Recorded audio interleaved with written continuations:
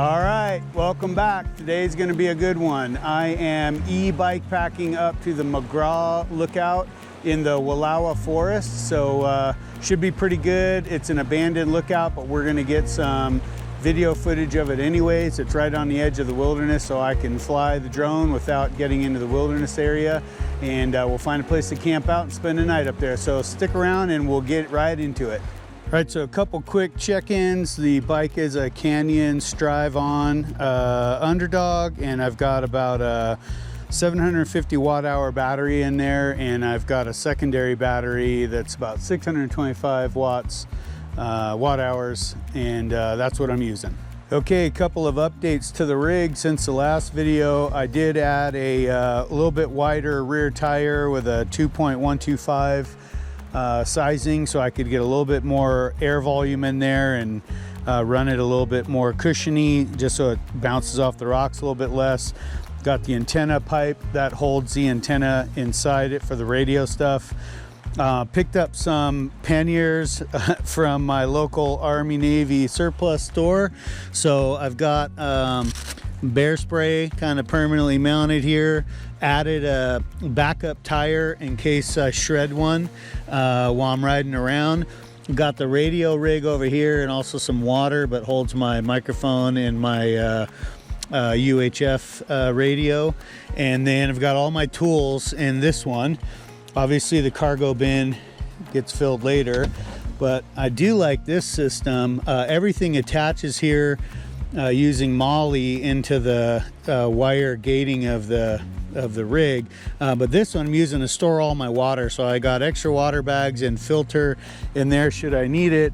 And then I've got my 3-liter camel bladder that just tucks inside here and stays safe, and I can carry pretty big volume of water. So that's that for now. All right, so getting loaded up is always the most time-consuming thing, but here's so I'll make this quick. Here's what I got going in. So first aid kit, got all my electronics, personal locator beacon, nice battery brick with all the cables, pump, mosquito net, lamp, bug spray, some stickers in case I gotta get sticky with it. The radio gear and the drone are usually the heaviest setup. I'm taking the single sideband radio, which does Morse code. We'll see what I get into. Sleeping bag, tent, pad, stove, clothes for after. Could get cold up there because it might be windy. Not taking that one. Got the food array, coffee, drink choices, a cookie and some meds. Oh yeah. And then there's the backup battery. Already got the water loaded up in there. Oh, I made that shot. And antennas going in. And that's everything. So let's see how it loads into the bucket.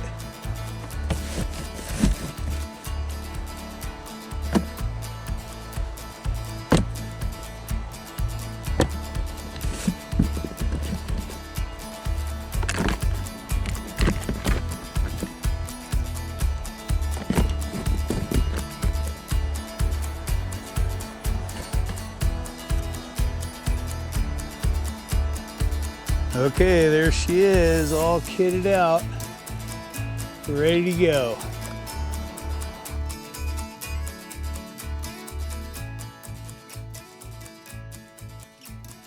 For my specific route, once I leave the campground, I'm gonna hop back onto Forest Road 3960, which is the upper Imnaha Road.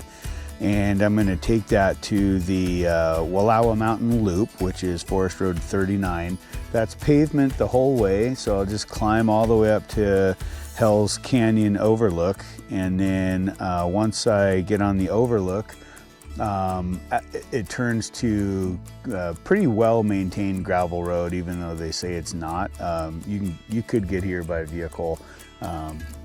But we're gonna do some e-biking and then kind of stay on that until you get to the lookout.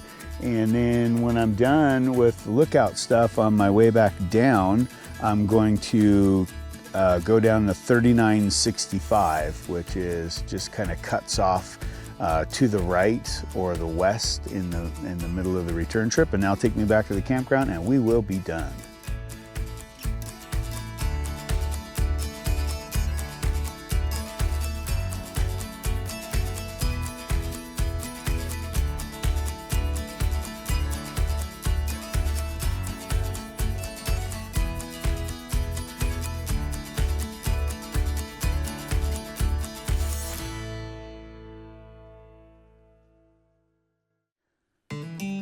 All right, so let's talk about the history of this lookout, the McGraw Mountain Lookout, and she is a beauty to behold.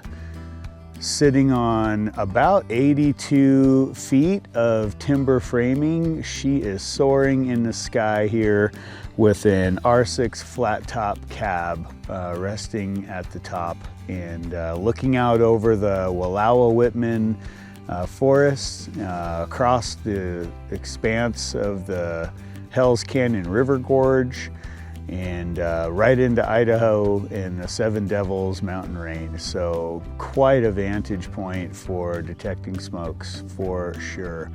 As I look at this thing, I can only imagine the life of a lookout, climbing up and down those stairs every day, hauling up all your gear and necessaries and whatnot, but quite a life to live, quite a perch to find yourself in. So I'm pretty envious of that. So this tower was originally put up here in 1964, but before that there was an L4 cab on about a 10-foot pole structure about a half a mile from here. Probably just didn't have the visibility that they wanted, so they ultimately ended up putting this one in. But otherwise, this area, the point right near here, probably served as an initial kind of fire detection area since the 1930s. So today she's decommissioned. She is on the National Historic Register of Lookouts, and so hopefully it'll be preserved as long as possible. But that's why I try to get imagery of these towers before they're gone, because you know, fire could come through here, whatever else, and it'll be gone forever. But today she stands here as another great reminder of a time gone when we had manned fire lookouts, which has given way to modern technology and fire detection for the most part. So I want to see as many of these as I can before they go, and I hope you've enjoyed this. Thanks a lot, everybody.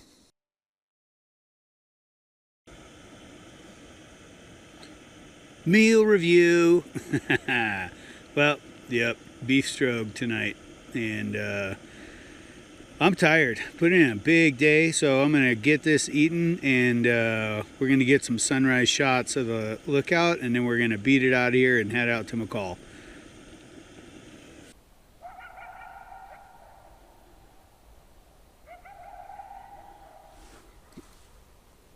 Dude, you can't see it, but all along the hillside, just on the ridge above where I'm camped out, these guys have been howling since the sun went down, and there gotta be like 20 of them. So that's like so frustrating when you're climbing into the sleeping bag. But I got the bear spray, and I got other as well, so we'll see how it goes, but it's probably going to be a little awkward sleeping tonight.